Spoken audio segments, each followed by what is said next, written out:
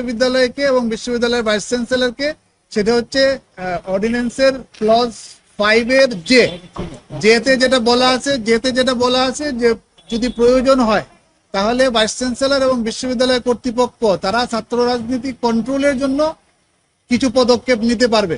সেটা হচ্ছে মিছিল মিটিং করার ক্ষেত্রে তারা বিধিনিষেধ আরোপ করতে পারবে, কিন্তু কোনো সংগঠন নিষিদ্ধ করার কোনো ক্ষমতা বুয়েট অর্ডিন্যান্সেও নাই, বাংলাদেশ সংবিধানেও নাই।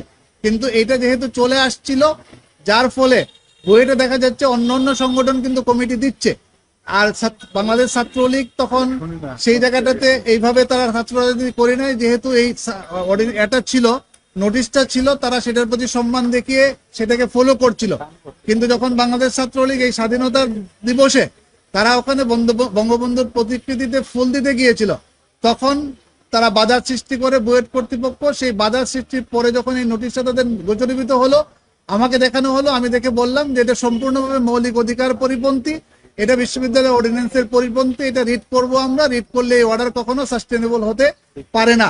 আমরা গতকালকে রিট রেডি করেছি, আজকে ফাইল করে হিয়ারিং করেছি।